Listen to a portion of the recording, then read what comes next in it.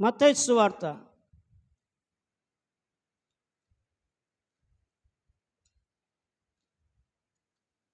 7వ అధ్యాయం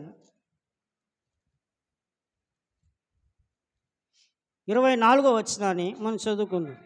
కాబట్టి ఈ నా మాటలు విని వాటి చొప్పున తన ఇల్లు కట్టు ప్రతి వాడును, ఆ చేయి ప్రతి వాడును బండ మీద తన ఇల్లు కట్టుకొనిన బుద్ధిమంతుని పోలియుండును. హల్లెలూయా, హల్లెలూయా. ఇక్కడ మనం గమనించినప్పుడు ఎక్కడ కట్టుకోవాలంటే యేసుక్రీస్తు మాటల మీద కట్టాల.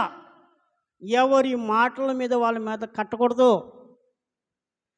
ఎవరి మాటల మీద వారి మాటల మీద నీ ఆత్మీయ జీవితాన్ని కట్టుకోకూడదు.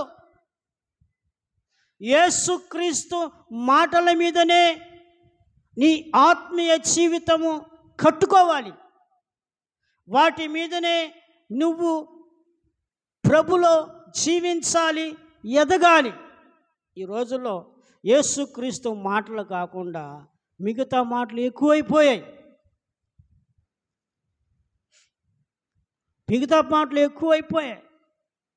యేసుక్రీస్తు మాటలు కాదు.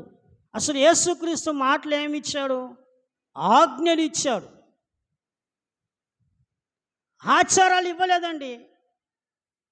ఈ రోజులో ఆజ్ఞల కన్నా ఆచారాలు ఎక్కువగా పాటిస్తున్నారు. ఆజ్ఞలకు విలువ ఇవ్వటంలా, దేవుడిచ్చిన ఆజ్ఞలు పాటించడంలా, ఆచారాలే పాటిస్తున్నారు ఎక్కువ.